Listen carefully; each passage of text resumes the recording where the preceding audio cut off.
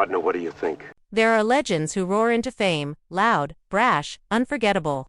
But then there are those who quietly ride into history, leaving behind a silence that echoes louder than applause. Randolph Scott was one of those men.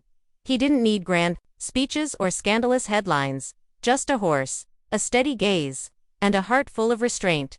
Behind the saddle and the squint was a man burdened with stories he never told, wounds he never showed, and a truth he never got to live. His was a life shaped by dignity, framed by duty, but shadowed by silence. A silence that became his greatest performance, both on screen and off. How has Randolph Scott inspired you over the years? Was it his calm presence, his moral compass, or the quiet way he carried pain? Share your thoughts in the comments below, because sometimes, remembering a legend is the greatest tribute we can offer. Long before the cowboy hat, Randolph Scott wore a soldier's uniform. Born into Southern privilege, he was raised not just with wealth, but with expectations of honor, restraint, and legacy. His family's name carried weight, and from elite boarding schools to academic achievements, he seemed destined for a life of order and excellence. But it was the war that changed him. Volunteering at just 19, he served in the dangerous front lines of World War I, braving sniper fire and death with every breath. The man who would later speak so few words on film learned to survive in the trenches by calculating coordinates, reciting psalms, and praying in silence. He never shared what he saw, but the emotional armor he wore for the rest of his life may have been forged in those muddy fields of France. After the war, he tried returning to normal, picking up sports, studying engineering, joining the family firm, but nothing fit. The path that was planned for him felt hollow. With quiet defiance, Scott walked away from tradition and toward uncertainty. He wasn't chasing fame, he was searching for a place to belong. That quiet rebellion would one day define him, both as an actor and as a man. Randolph Scott never chased the spotlight. It found him during a simple golf game, playing 18 holes with the enigmatic producer Howard Hughes. His calm presence and soldier's stance left a lasting impression. It wasn't charisma in the usual sense, it was poise, dignity, and a rare stillness. That quiet strength earned him his first film role, but Scott wasn't content to coast on good looks. He threw himself into serious acting training, perfecting not just lines but movement, expression, and restraint. While others fought for center stage, Scott appeared at the edge of the frame, learning in silence. Eventually, the audience noticed. With roles in Heritage of the Desert and Hot Saturday, his career began a slow, steady rise, not as a flashy star, but as a dependable presence with deep emotional gravity. The Western genre wasn't just a fit, it was destiny. In a lawless cinematic world, Scott embodied the rare man who didn't need to shout or boast to prove his worth. He played cowboys who kept their promises, who protected the innocent, who chose principle over praise.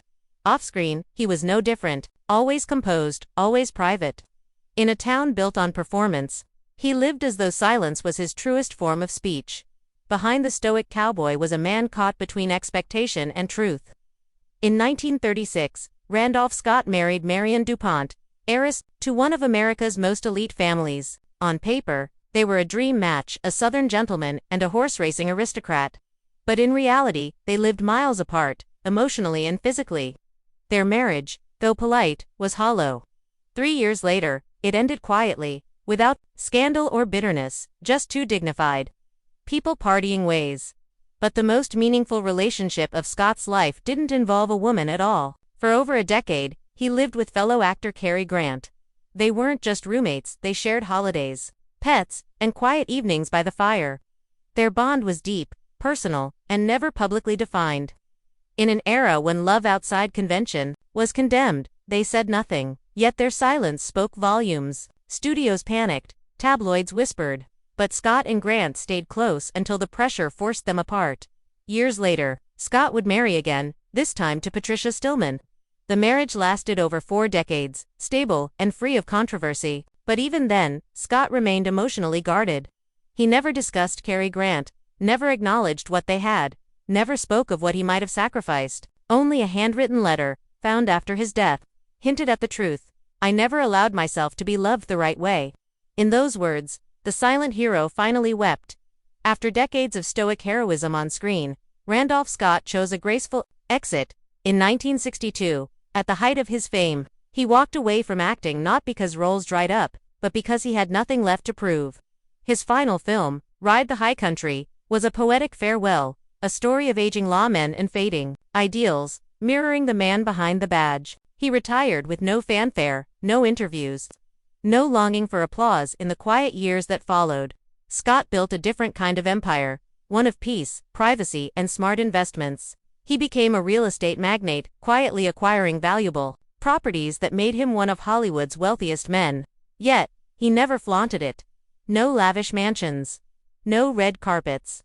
Just a man who wanted space to live simply, with dignity. His home, once shared with Cary Grant, became a sanctuary where he raised 2 adopted children and kept the world at bay. But it was in death that his deepest truth surfaced. A letter tucked away in a drawer, unsigned, undated, offered a final confession. "I lived my whole life in loneliness," he wrote, "not because no one loved me, but because I never allowed myself to be loved the right way." It wasn't bitter. It wasn't ashamed, just honest. A lifetime of hiding behind roles, honor, and tradition had come full circle, not with a scream, but with a whisper of what could have been. Randolph Scott never asked for applause. He didn't chase fame or court attention. He simply lived, with the kind of quiet integrity that made people listen without a single word. On screen, he was the steadfast cowboy who stood for right and rode away without looking back. Off screen, he was a man who held back his truest self to preserve a public image, choosing silence over scandal, solitude over risk. His story isn't just about Western films or Golden Age Hollywood. It's about the cost of living by the rules the world sets for you. Scott's journey reminds us that sometimes the strongest people carry the heaviest emotional burdens, and that dignity often comes wrapped in loneliness. He may never have said "I love you" aloud in interviews or speeches, but in his quiet way, he lived and loved, even if the world wasn't ready to see it. What lessons can we learn from Randolph Scott's story? Maybe that true courage isn't always found in showdowns, but in choosing grace when no one's watching.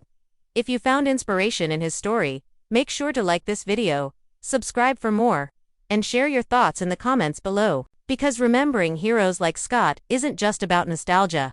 It's about honoring the strength it takes to live with truth in your heart, even when the world won't let you speak it.